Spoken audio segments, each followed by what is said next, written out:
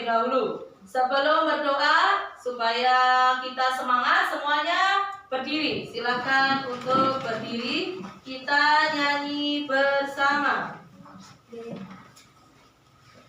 Ayo 1, 2, 3. Tangan di atas meraih bintang, tangan di samping burung yang terbang, tangan di depan ikan berenang, duduk yang manis siap berdoa.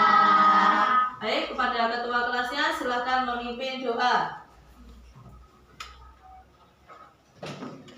Persiapan. Siap. Sebelum belajar kita berdoa. Berdoa mulai. Bismillahirrahmanirrahim. Raditu billahi rabbah wa bil islami dinan wa bi Muhammadin nabiyyan wa rasulah. Rabbi zidni ilma warzuqni fahma waj'alni min ibadika sholihin. Berdoa selesai. Alhamdulillah, doa sudah kita laksanakan bersama. Semoga pelajaran hari ini berjalan dengan lancar dan ilmu yang kita dapatkan menjadi ilmu yang bermanfaat. Amin. Baik anak-anak, kita sudah sampai pada surat Ad-Duha, pada hafalan kita yang terakhir pada juz amma. Mari kita bersama-sama murojaah hafalan surat terakhir, yaitu surat Ad-Duha. A'udzu billahi minasy syaithanir rajim. Bismillahirrahmanirrahim. Wadduha wal laili idza saja, ma wadda'aka rabbuka wa ma qala, walal akhiratu khairul laka minal ula, walasawfa yu'tika rabbuka fatarda. Alam yajidka yatiman fa'awa, wa wajadaka dhallan fahada, wa wajadaka ailan fa'agna, fa'ammal yatima fala taqhar, wa ammas sa'ila fala tanhar, wa amma bi ni'mati rabbika fahaddits. Shadaqallahul azim. Alhamdulillah, semoga hafalan kita semakin lancar dan segera bisa menghafalkan juz 30. Amin. Baik, sebelum pelajaran dimulai, mari kita melafalkan Pancasila dan menyanyikan lagu Indonesia Raya. Silakan Mafino untuk memimpin Pancasila. Berdiri. Pancasila. Pancasila. Satu. Ketuhanan yang Maha Esa. Ketuhanan yang Maha Esa. Dua. Kemanusiaan yang adil dan beradab. Kemanusiaan yang adil dan beradab. Tiga.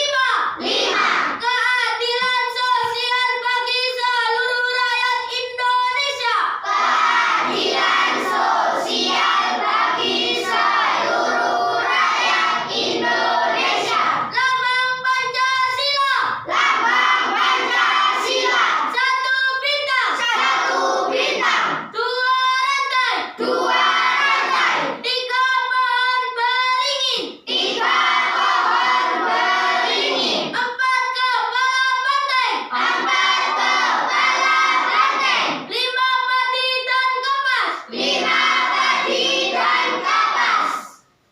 Silakan Safira untuk memimpin menyanyikan lagu Indonesia Raya.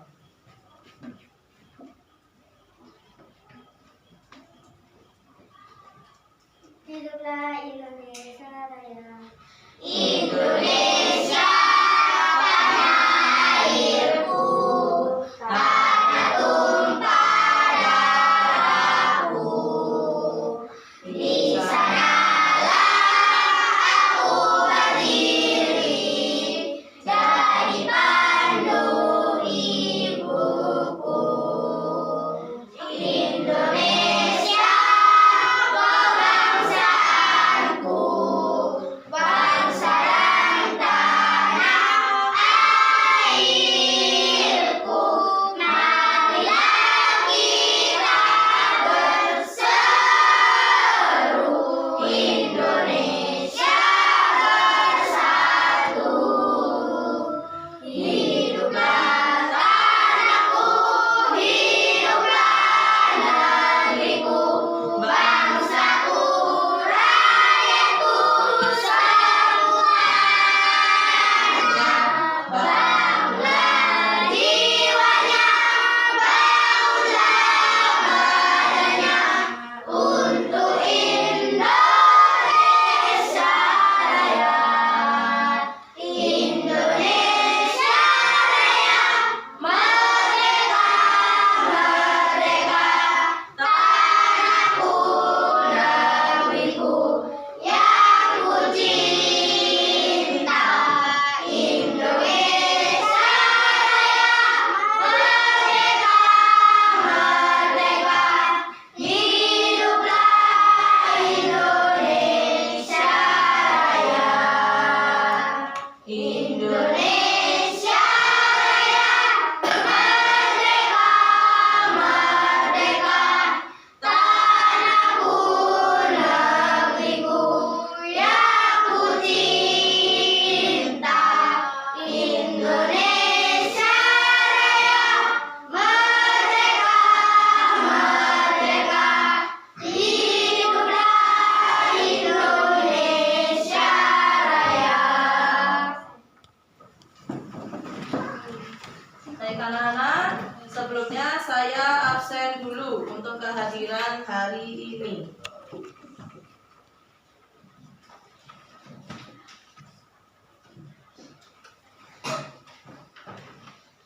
Adiba Kansa Zahra, Hadir. Ahmad Alfan Sahil, Hadir. Brian Putra Mahardika, Hadir. Noval Pradana, Hadir. Aira, Hadir. Alhani, Hadir. Aribi, Hadir. Natira, Hadir. Fitra, Hadir. Hafiza, Iza, Siap, sudah masuk. ya sakit, Marvino, Hadir. Maya, Hadir. Afgan, Hadir. Barul, Hadir. Hafiz, Hadir.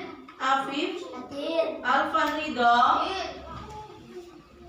Lukmanul Hakim, oke, Nakila, Hadir. Noval Zaki,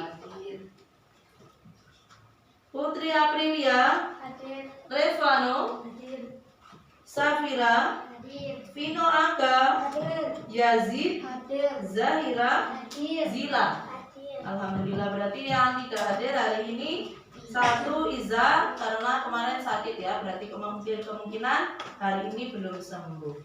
Baik, anak-anak, sebelum kita lanjutkan pelajaran untuk hari ini, anak-anak masih ingat kita kemarin belajar pelajaran apa? Zakat dan infak. Coba saya tanya, membayarkan zakat berupa makanan pokok sejumlah 2,7 kilo sampai 3 kilogram pada bulan puasa dinamakan zakat apa? Fitrah. Baik, bagus. Berarti anak-anak masih ingat pelajaran yang kemarin. Anak-anak, hari ini kita akan belajar tentang meneladani perjuangan Rasulullah Shallallahu Alaihi Wasallam dalam kisah istimewa Fathu Makkah. Tujuan dari pembelajaran ini adalah yang pertama, memahami kisah Fathu Makkah dan peserta didik memahami perjanjian Hudaibiyah. Baik, anak-anak, dalam kegiatan pembelajaran hari ini, yang pertama pembukaan yang sudah kita lalui bersama, kemudian nanti kita akan menyimak video pembelajaran, mengerjakan lembar kerja kelompok yang nanti akan Ibu bagikan, kemudian membaca materi pada buku paket pendidikan agama Islam, mengerjakan soal pada link Google Form, dan juga menyimpulkan hasil belajar yang sudah kita lalui hari ini. Baik anak-anak, perhatikan pada gambar yang pertama apa yang kalian lihat? Ya, siapa yang mau jawab angkat tangan? Ya, apa Aira yang kamu lihat? Orang yang sedang mengendarai onta. Yang lain, angkat tangan. Apa yang kalian lihat? Afgan? Perjalanan meraih ridha Allah dengan kendaraan unta. Iya, bagus sekali. Nah, jadi anak-anak, pada zaman dahulu kendaraan itu yang digunakan hanya onta dan kuda. Tidak ada mobil seperti sekarang ya. Kalau melakukan perjalanan jauh, khususnya di negara Arab, itu memakai kendaraan berupa onta ya. Nah, selanjutnya gambar apa ini? Siapa yang mau jawab angkat tangan? Kota Mekah. Kemudian, apa yang kalian ketahui tentang kota Mekah? Tempat lahirnya Nabi Muhammad. Betul, kota Mekah itu adalah tempat lahirnya Nabi Muhammad. Selain itu, kota Mekah biasanya digunakan untuk apa? Tempat orang naik haji atau umroh. Bagus, tempatnya orang naik haji atau umroh. Berarti anak-anak sudah memiliki pemahaman dasar tentang kota Mekah dan perjalanan pada zaman dahulu itu menggunakan kendaraan seperti itu ya. Nah, baik. Anak-anak, marilah kita saksikan video tentang kisah Fathu Makkah dengan seksama ya, supaya kita benar-benar memahami tentang kisah Fathu Makkah.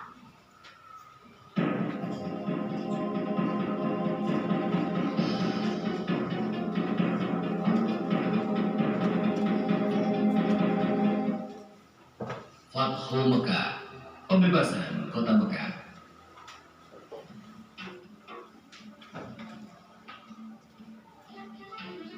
Awal bulan Zulqa'dah tahun ke-6 Hijriah, Nabi Muhammad bersama 1.400 sahabatnya bergerak menuju Mekah dalam rangka menjalankan ibadah umrah. Rombongan besar tersebut membawa 70 ekor unta sebagai hewan kurban. Para sahabat Nabi sangat antusias mengikuti perjalanan ke Mekah, terutama kaum muhajirin yang telah lama meninggalkan kota kelahirannya. Namun, perjalanan mereka terhenti di wilayah Hudaibiyah, 22 km arah barat kota Mekah. Di Hudaibiyah, beberapa orang Quraisy bertanya tentang keperluan rombongan Nabi datang ke Mekah. Utusan Nabi Muhammad menjelaskan bahwa kedatangan mereka bukan dalam rangka penyerbuan, tetapi untuk menjalankan ibadah umrah, menyembelih kurban, dan setelah itu kembali ke Madinah. Namun, orang-orang Quraisy tetap bersikeras menolak kedatangan Nabi Muhammad dan para sahabatnya. Melihat penolakan orang-orang Quraisy, Nabi Muhammad mengutus Utsman bin Affan menemui para pemimpin Mekah dan menjelaskan tujuan kedatangan mereka. Utsman bin Affan diperlakukan dengan baik oleh para pemimpin Mekah.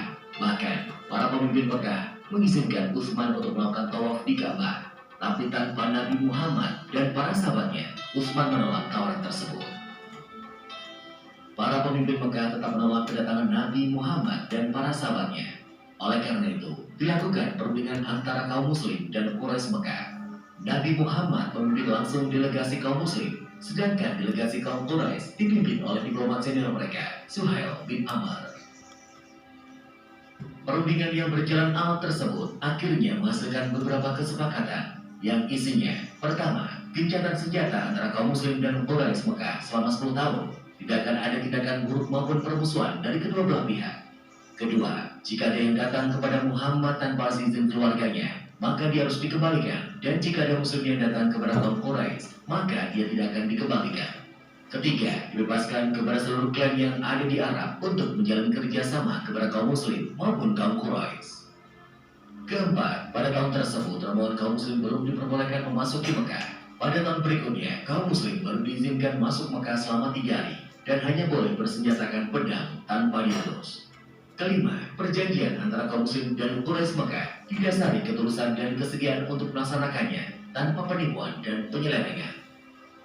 Kesepakatan yang dikenal sebagai perjanjian Hudaybiyah tersebut dibuat rangkap dua, masing-masing untuk kaum muslim dan kaum Quraisy Mekah.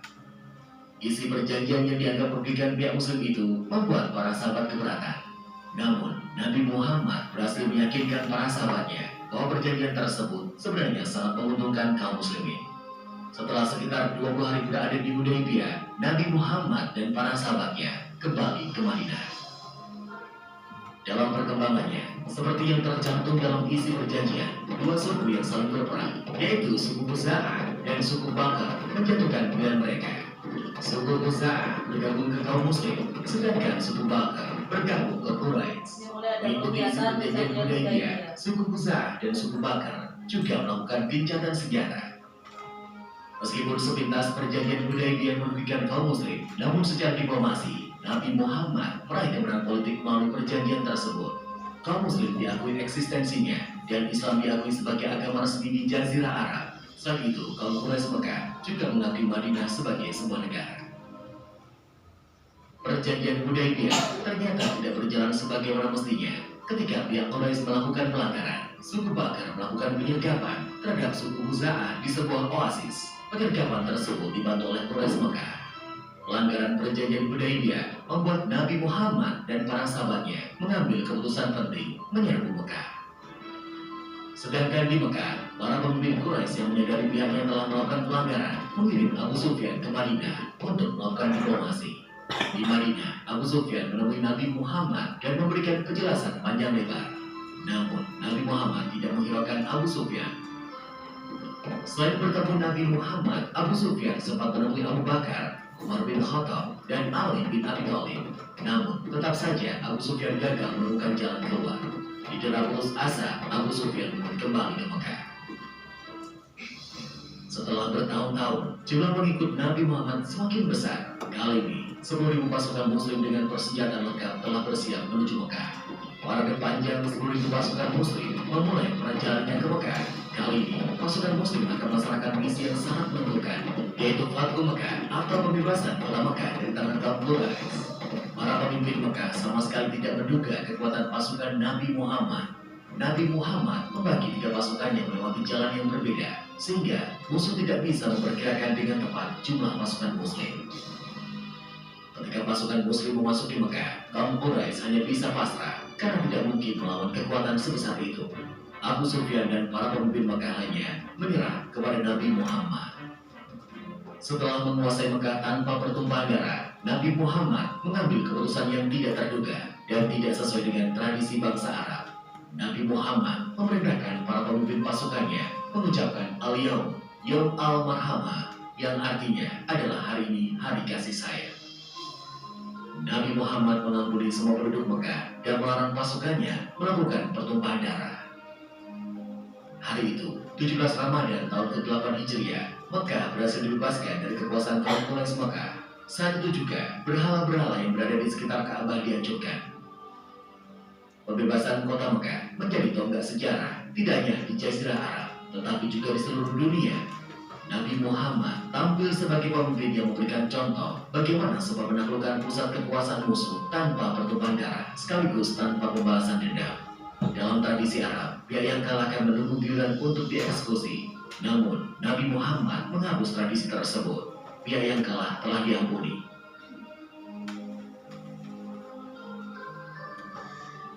Setelah Ka'bah dibersihkan dari berbagai jenis berhala, Bilal pun diperintahkan Nabi untuk mengumandangkan azan. Nah, sudah kita lihat bersama anak-anak ya tentang peristiwa Fathu Makkah. Nah, itu tadi anak-anak ya.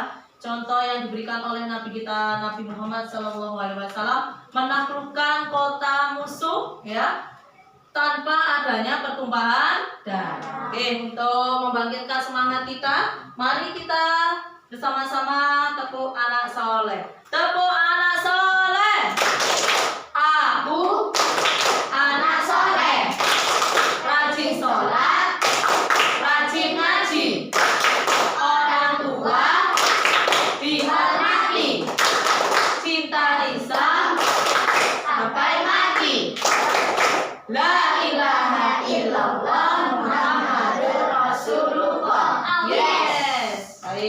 Anak-anak, setelah ini Ibu akan membagikan LK kelompok ya. Maka anak-anak bisa menjawab pertanyaan dengan diskusi dengan kelompoknya masing-masing ya. Oke, silakan dibagikan.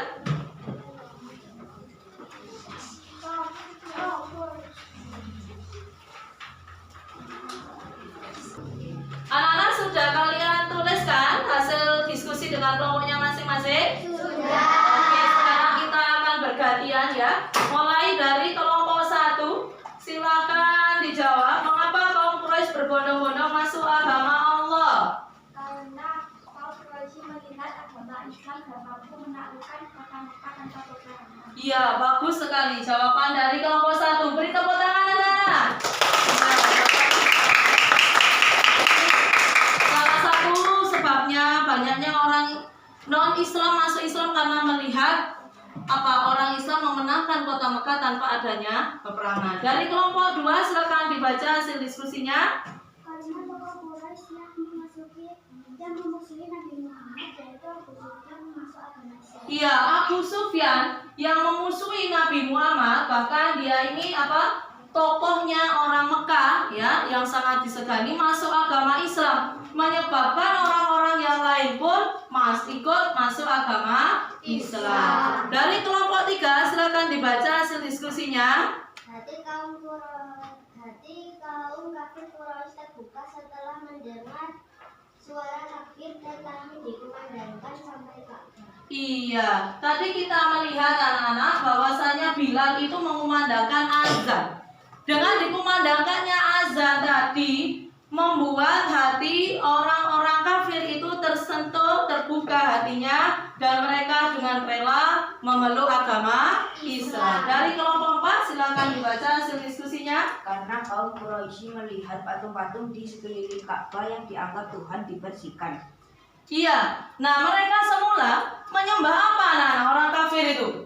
Menyembah berhala atau patung ya. Nah, dianggap Tuhan. Setelah melihat kebesaran kekuatan Nabi Muhammad, mereka sadar bahwa yang mereka sembah hanyalah batu dan patung, bisa dihancurkan ya, karena itu hanya buatan manusia. Pada saat itu banyak yang masuk agama Islam. Selanjutnya dari kelompok 5. Karena terbukanya kota Mekah dengan aman dan damai untuk semua orang yang ingin masuk agama Islam. Iya, dengan terbukanya kota Mekah dengan aman dan damai, semua yang masuk ke kota Mekah akan dijamin keamanannya.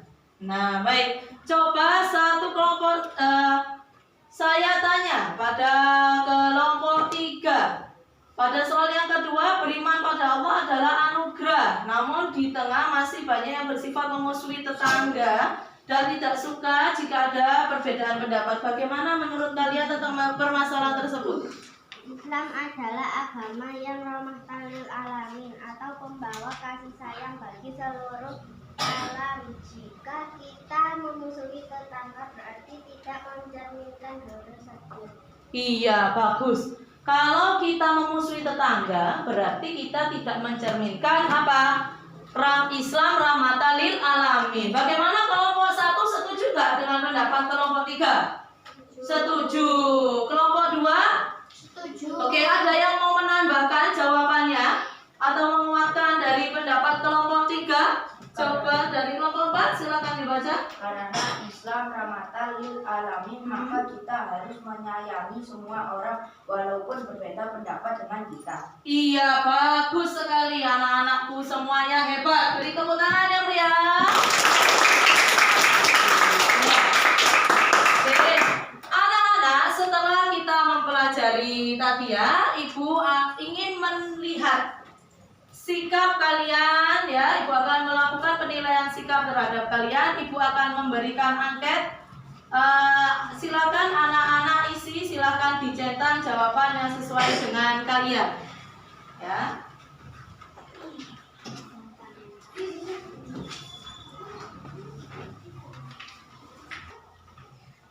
Nah, silakan anak-anak isi berdasarkan dengan petunjuk yang ada, disesuaikan dengan diri kalian dan diisi dengan jujur. Sudah selesai anak-anak? Baik.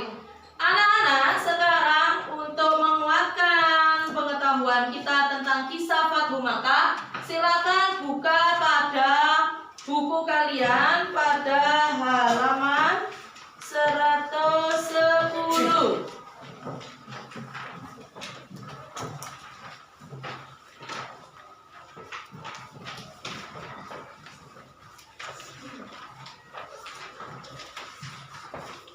Kita baca bersama-sama ya, mulai dari pada tahun ke-6 Hijriah, 1, 2, 3. Pada tahun ke-6 Hijriah, tepatnya pada bulan Zulhijjah, Nabi Muhammad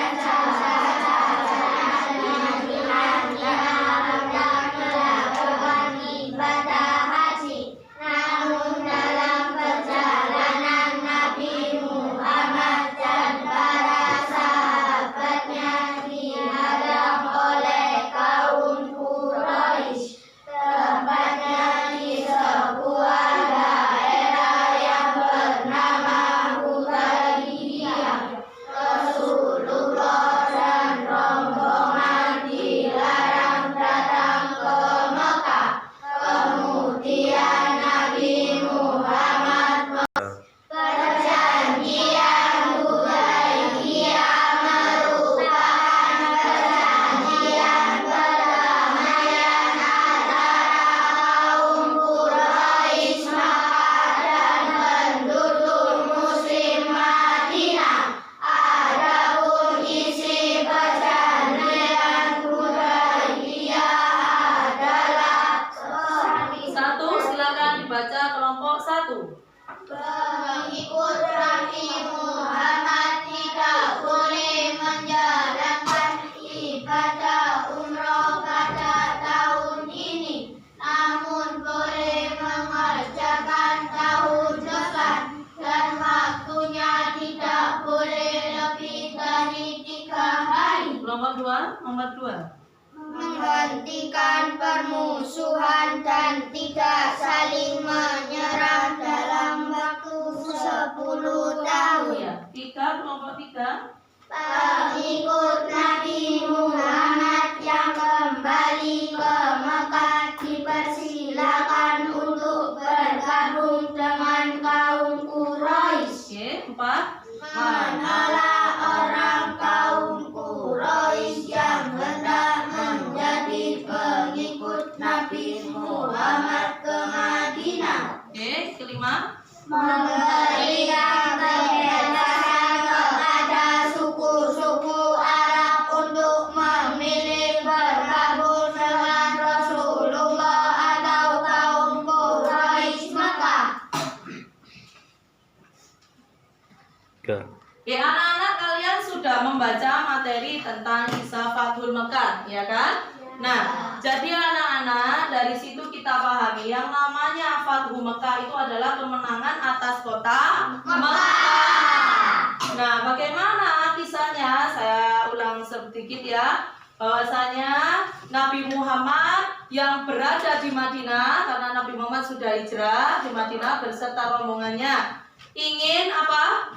Melaksanakan ibadah haji ke kota Mekah, namun dihadang oleh orang Mekah, tidak boleh masuk Mekah, tepatnya di daerah Hudaybiyah. Sampailah terjadi perjanjian Hudaybiyah. Dalam perjanjian Hudaybiyah itu sebenarnya orang Muslim itu banyak dirugikan, namun Nabi Muhammad bersikeras bahwasanya pasti kita memperoleh keuntungan dari perjanjian ini, sebenarnya kita yang diuntungkan.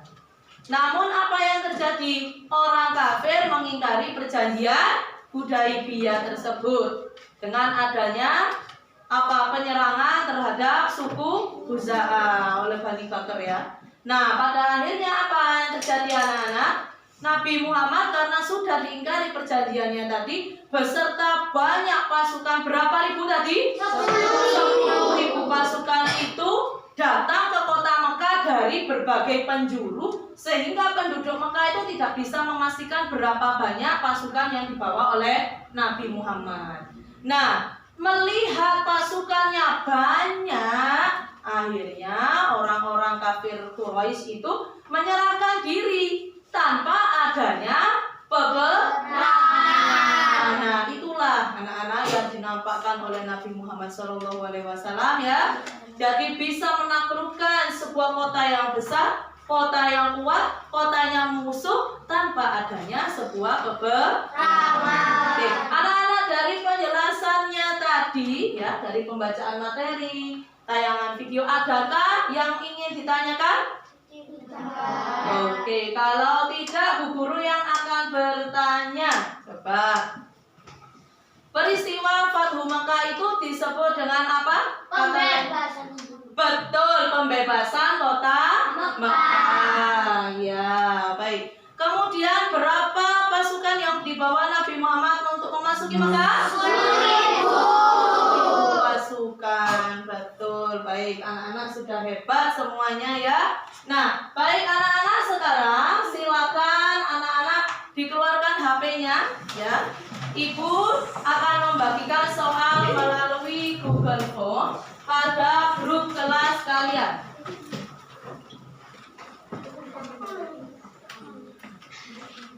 Oke, bagaimana, sudah selesai dikerjakan anak soalnya? Sudah. Terima kasih. Nanti soal nilai kalian akan Ibu share ya.